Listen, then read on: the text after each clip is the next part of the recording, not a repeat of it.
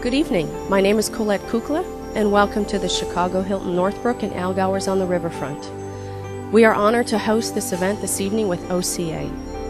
For nearly 40 years, Allgowers on the Riverfront has been serving outstanding award-winning cuisine, including our Sunday and specialty brunches.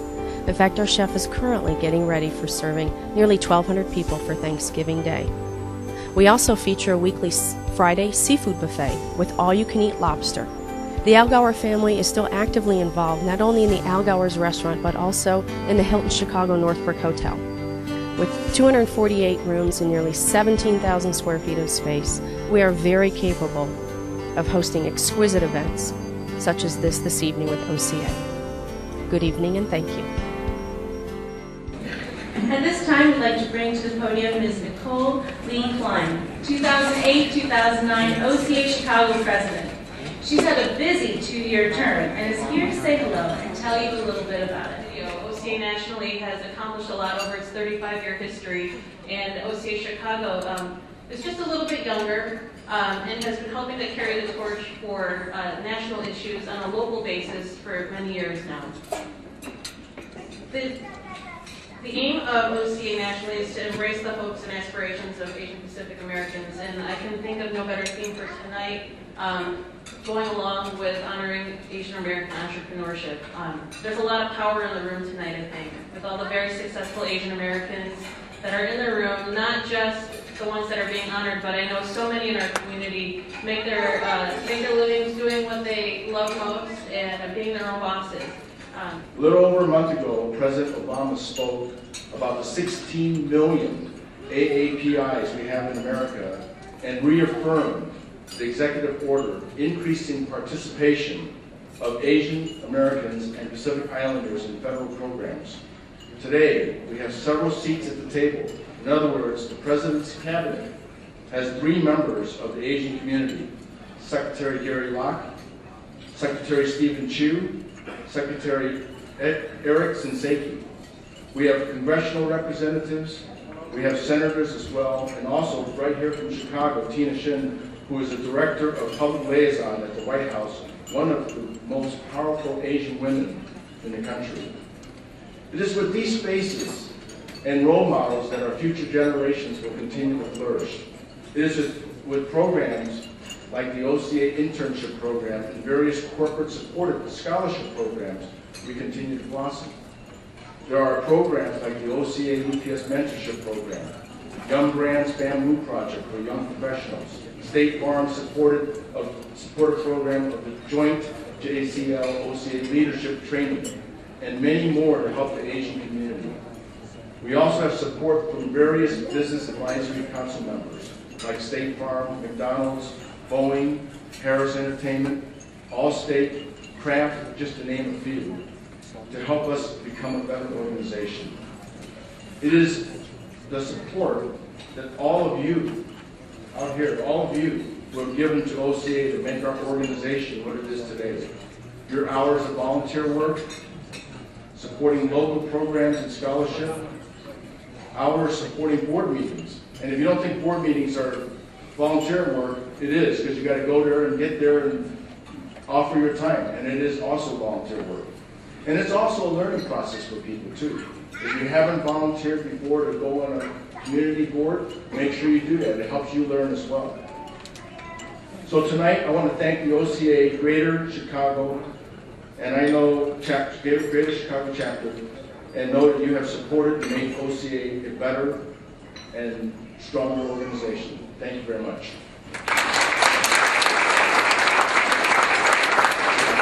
I bring you greetings from President Barack Obama and Secretary of Commerce Gary Locke. Secretary Locke was actually hoping to be with you this evening, but he was traveling with the President on his first trip to Asia and is now preparing to lead our delegation to Copenhagen to negotiate global climate change. I would also like to take a moment and thank all of the members of the OCA team, all the leadership. Certainly want to thank Ken Lee and his wonderful wife Ashley for coming here, and all the members of the boards and directors who made this event possible and who really made possible an opportunity for the Asian American communities to participate more fully in the national discussion. In addition, I would be remiss if I did not recognize the outstanding Chicago team from the Minority Business Development Agency, and I thank all of you for your great work out here in Chicago. I'd also like to recognize the unprecedented number of Asian Americans working in the Obama administration. Some of them were already mentioned. Certainly the most important one to me is my boss, Secretary Locke, Secretary of Energy, Dr. Stephen Chu, Secretary of Veteran Affairs, retired General Eric Shinseki, nominees for Assistant Secretary of Health and Legal Advisor to the State Department, Harold and Howard Coe, Tammy Duckworth, a woman of Thai descent, who is Assistant Secretary for Veterans Affairs and who is a double amputee, Vivek Kandra and Anish Chopra, who are focusing on government efficiency through technology, and Cal Penn, who I work with closely. You may know Cal from the television show House and the comedy Harold and Kumar Go to White Castles. Unfortunately, I didn't see that movie, but I hope that many of you had a chance to see it. Cal is Associate Director in the White House Office of Public Liaison, focusing on Asian American and Pacific Islander outreach. And there are many, many more. The President has and will continue to be committed to the Asian American community, not because it's the right thing to do, but because the Asian American communities are a central part of the fabric of this great nation. The Chinese American community is an excellent example. Chinese Americans, who today number more than 6 million citizens, larger than the entire population of Native Americans, have been in this country since the mid-1800s. Our Chinese American ancestors experienced firsthand the debilitating impact of racial discrimination and were in fact the first immigrant group targeted for exclusion and denial of citizenship by the United States Congress in 1882. Still, a pioneering spirit led thousands of Chinese to leave their homes in Guangdong province and other parts of China to come here to seek a better life for themselves and their family in America. This is what drives our nation's Asian American entrepreneurs and brings us here this evening to recognize, honor, and celebrate their achievements. And our nation needs Asian American entrepreneurs to be successful now more than ever before. In many respects, our nation is at a crossroads. Since taking office, President Obama has worked to renew America's leadership and purpose a new era of engagement with the world based upon mutual respect and mutual interest. He has worked hard to revitalize our alliance with Japan and engage China in a way that reflects a deep desire for pragmatic cooperation and a strengthened relationship. And he has worked to solidify our long-standing commitment to the security of the Republic of South Korea while offering North Korea a clear path to becoming a respected member of the world community. All for the purposes of creating greater security in the region and a greater opportunity for prosperity through open markets and fair trade. Asian American entrepreneurs benefit from this effort. Yet there is an increasing chorus of protectionism.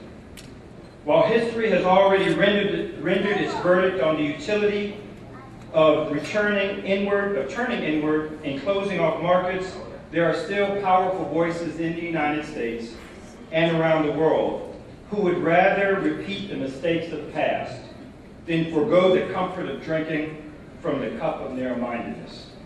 It is you, the Asian American entrepreneurs of today and tomorrow, whose success will push back the protectionist tendencies and create thousands of jobs from exciting new industries, green technology, alternative energy, and healthcare IT. It is you who will help reduce the trade deficits while ushering in an unprecedented level of innovation and efficiency. And it is you who will be the next group of millionaires and billionaires. But to meet the challenges in today's economy and to take advantage of the benefits of the economy, Asian American companies need to get bigger, and they need to get bigger faster. The average annual gross receipts of the average Asian American owned business today is only $296,000. This is too small. To get bigger faster, you need to consider the global markets for your products and services as readily as you consider domestic markets. Language ties and cultural understanding offers you a competitive advantage in the global marketplace. If you are interested in globalizing your business, you should consider engaging our International Trade Administration. ITA provides a wide range of services to prepare you to export, and the Minority Business Development Agency is your conduit to ITA. You must reconsider your growth models and growth strategies, moving away from organic growth models of the past and embracing growth models of the future. Growth through merger, growth through acquisition, growth through joint venture, and growth through strategic partnership. During this period of extreme challenge in the capital markets and a dramatic reduction in traditional bank financing, you must consider new vehicles to finance your business. This may entail you increasing your savings so that you have greater equity in your business and moving away from a sole ownership psychology to embrace a strategic partnership psychology. On the financing side, our Chicago Business Development Center and MBA Midwest Regional Director Eric Devine and our team here stand ready to assist you in expanding your operation and finding the financing necessary to take your business to a new level. Keep in mind that so far this year, the Minority Business Development Agency has executed on over $2.5 billion of contracts and financings for minority firms across the nation. We're here to help. Finally, you must resist the comfort of racial isolation and separatism and embrace the benefits and opportunities of multiculturalism. The mere fact that China has comfortably invested billions of dollars in Africa speaks to the importance of this capability. Now I want you to take a moment and I want you to look around the room. Look at your neighbor. Look around the room. Look in their eyes. Don't be scared to stare. What you probably see when you look is a very attractive face, a pretty smile, because indeed this is a very attractive group. But what I want to talk about is what I see when I look around the room. What I see is the creator of a new and innovative technology. I see your next strategic partner or an investor capable of taking your business to the next level. I see the Asian American entrepreneur who is going to hire hundreds, if not thousands, of new employees. I see someone who's going to take their business globally. Most important, when I look around this room, I see the face of the next billionaire. And NBDA is here to help.